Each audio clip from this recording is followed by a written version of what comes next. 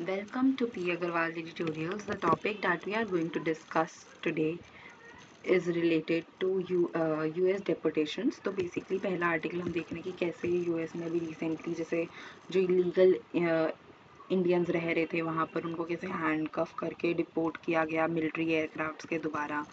और फिर इंडिया के जो स्ट्रॉन्ग इमिग्रेशन ट्रेंड्स के बारे में हम देखें तो अब इंडिया के जो हाईएस्ट नंबर ऑफ इमिग्रेंट्स हैं ग्लोबली विद मिलियंस जो अच्छी लाइफ जी रहे हैं वहाँ पे कि इंडियंस ये नहीं है कि सिर्फ वर्कर्स के तौर पे ही है वहाँ पे, वो इंडस्ट्रीज लीड कर रहे हैं वहाँ पे। तो इस तरह से उनके इलीगल लोगों को भेजा जाना कोई अच्छी बात नहीं थी। तो हमारी कंट्री को उसके लिए बोलना चाहिए था। माइग्रेशन जो है वो बोथ माइग्रेंट्स और होस्ट नेशंस दोनों को ही एम्पावर करता है, दोनों का ही फ़ायदा होता है उसमें। पर जो इंक्रीजिंग ग्लोबल रिस्ट्रिक्शंस है वो इससे कॉम्प्लिकेट कर सकती हैं चीज़ें। Paradox of India's growth versus migration trend. तो अभी इंडिया की अच्छी इकोनॉमिक ग्रोथ धीरे धीरे हो रही है, फिर भी इंडियंस चाहे प्रॉस्परस स्टेट से भी हैं उनको ऐसे फिर भी अंदर से कंपेल्ड लगता है कि उन्हें जाना ही जाना है। अनएम्प्लॉयमेंट, एग्रीकल्चरल इनकम का डिक्लाइन होना, सोशल इश्यूज, ये सारे इश्यूज जो पंजाब में है जैसे कि ड्रग क्राइसिस है, तो इन सब से लोग बाहर जाके अपॉर्चुनिटीज़ लेना चाहते हैं। फाइनेंशियली स्टेबल इंडिविजुअल्स भी रिस्क लेके बाहर माइग्रेट करते हैं। हार्श रियलिटी ऑफ माइग्रेशन, तो जो अमेरिकन ड्रीम है वो बेसिकली मिराज की तरह हो गया कि मतलब जो धुंधला सा ही मतलब दिखता है पर होता नहीं है, तो वैसी चीज़ हो गई है क्योंकि लोग काफ़ी स्ट्रगल कर रहे हैं with fair of deportation, poor leaving conditions and discrimination. जो रेमिटेंसेस थे इंडियन माइग्रेंट्स के वो $120 बिलियन से एक्सीड करे 2023 में, जिससे कि पता चलता है कि कैसे माइग्रेशन इकोनॉमिक सपोर्ट को फ्यूल करता है फॉर फैमिलीज जो घर पे हैं। एस्टिमेटेड है कि 7,25,000 अनडॉक्यूमेंटेड इंडियंस यूएस में रह रहे हैं और काफ़ी ज़्यादा बुरी कंडीशंस में काम करते हैं। द इनह्यूमन डिपोर्टेशन प्रोसेस, ठीक है यूएस को अथॉरिटी है कि वो इलीगल माइग्रेंट्स को डिपोर्ट करे, बट जिस तरह से किया वो अच्छा नहीं था। बाकी नेशंस ने भी इसके लिए बोला है, इंडिया को भी इसके लिए अपने सिटीजन्स के ह्यूमन ट्रीटमेंट के लिए एडवोकेट करना चाहिए। जो नेशन का एक मतलब कोई रेपुटेशन है तो उसी से बनते कि कैसे उनके सिटीजन्स को बाहर ट्रीट किया जा रहा है। सिर्फ और सिर्फ इन पे रिएक्ट करने की बजाय हमें अपने इंडिया को कंडीशंस भी अच्छी बनानी चाहिए ताकि जो इंडियंस हैं वो फोर्स ना हो बाहर जाने के लिए। Making India a land of opportunity, तो माइग्रेशन जो है वो एक ऑप्शन होना चाहिए ना कि एक नेसेसिटी। तो इंडिया को फोकस करना चाहिए अपने inclusive growth, education, entrepreneurship, job creation पे ताकि वो अपना टैलेंट रिटेन कर सके। और कंट्री शिफ्ट करनी चाहिए from being the world's largest exporter talent to a magnet for talent.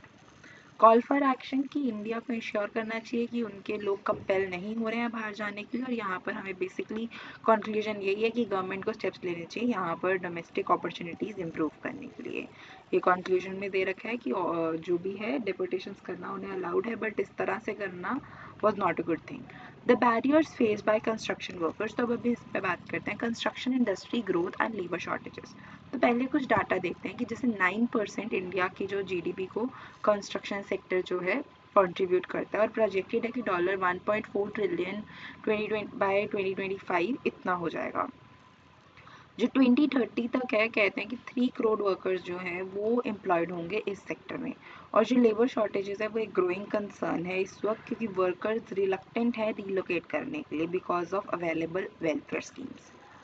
But क्या चैलेंजेस हैं एक्चुअल में जो कंस्ट्रक्शन वर्कर्स फेस कर रहे हैं, वो ये है कि उन्हें फ्रीक्वेंट रिलोकेट करना पड़ रहा है और जॉब इनसिक्योरिटी है। काफ़ी माइग्रेंट वर्कर्स को फ्रीक्वेंटली अपनी जॉब के लिए मूव करना पड़ रहा है जिससे कि अनस्टेबल एम्प्लॉयमेंट और इनकन्सिस्टेंट एक्सेस है। फिर difficulties in accessing the welfare benefits, अब वेलफेयर बेनिफिट्स लेने में प्रॉब्लम आ रही है। जो building and other construction workers act है 1996 वो एग्जिस्ट कर रहा है पर उसकी इम्प्लीमेंटेशन बहुत कॉम्प्लेक्स है। 70,000 करोड़ वेलफेयर फंड में अनयूटिलाइज पड़े हैं because of bureaucratic challenges. The lack of proper documentation, काफ़ी वर्कर्स के पास आइडेंटिटी प्रूफ, रेजिडेंस प्रूफ या एम्प्लॉयमेंट सर्टिफिकेट नहीं होता है जिससे कि बहुत ज़्यादा मुश्किल हो जाता है। Inconsistent verification and bureaucratic delays, तो काफ़ी स्टेट्स में जो वेरिफिकेशन रूल्स हैं वो डिफरेंट है जिसके कारण बेनिफिट डिसबर्समेंट का जो भी है उसमें डिले आ जाता है।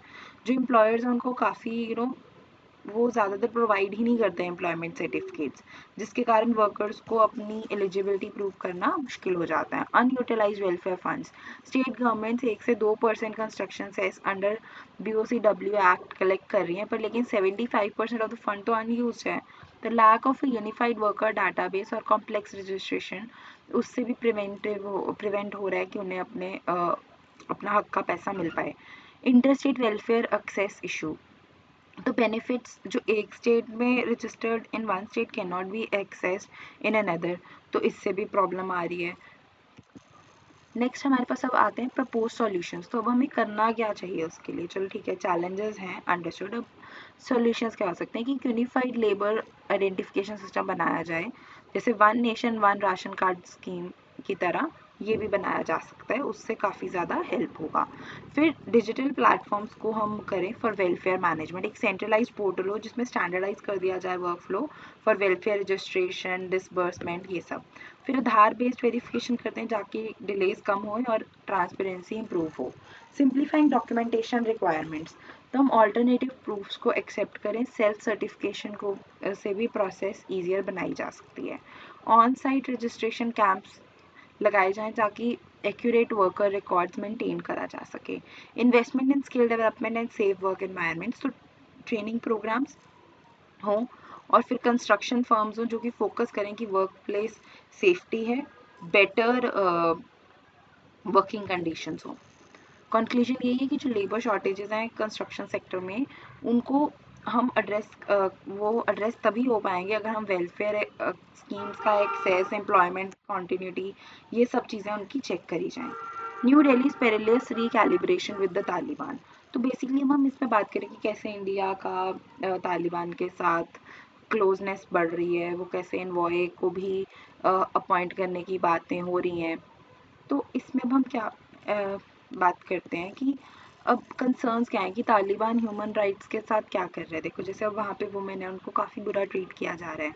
1.4 मिलियन स्कूल एज गर्ल्स को एजुकेशन नहीं मिल पा रही है।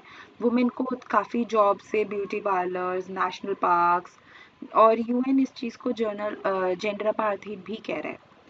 तो कंट्रीज़ ने मोस्ट कंट्रीज़ ने तो रिफ्यूज़ कर दिया तालिबान के साथ because of these human right abuses. और अगर इंडिया खुद इतना हर चीज़ में अपराइट होने के बावजूद अगर ऐसे सपोर्ट करेगा तो इट वुड नॉट, तो ये एक अच्छी बात नहीं है।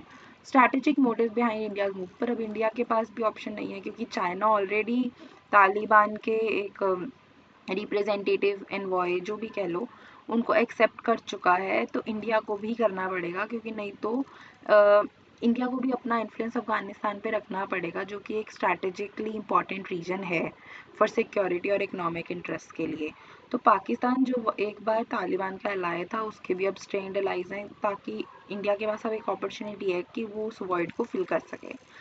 Security risk and rising terrorism in Afghanistan, तो अब अफगानिस्तान जो है वो टेररिस्ट स्पॉट बन चुके हैं अंडर तालिबान, और ये सब कुछ एक अटैक्स लिखे हुए हैं जो जो उन्होंने किए। Then India as a target for terrorism, तो इस्लामिक स्टेट ने क्लेम किया था जो जलालाबाद में दिसंबर 2023 में इंडियन कंसुलेट पे अटैक हुआ उसको। UN का रिपोर्ट है कि IS is recruiting loan actors for large scale attacks in India, तो इंडिया की इन्वॉल्वमेंट तालिबान के साथ रिस्क कर सकती है further terrorist attacks. Need for caution in engaging with Taliban, तो इसमें हम देखते हैं कि जो भी तालिबान के साथ इंगेज होना is not a good idea. क्यों? क्योंकि इंडिया ने हिस्टोरिकली टेरर फ्री अफगानिस्तान के लिए कॉल किया है और ये प्री कंडीशन रहनी चाहिए फॉर डीपर एंगेजमेंट। तो तालिबान को अपनी विलिंगनेस प्रूव करनी चाहिए to fight against terrorism and cut ties with groups like TTP। तो चाइना और पाकिस्तान ने काफ़ी सेटबैक्स फेस करे अपने इन्वॉल्वमेंट से, अब इंडिया को सिमिलर रिस्क ना फेस करने पड़े तो इंडिया को उसके लिए सोच लेना चाहिए। Thank you.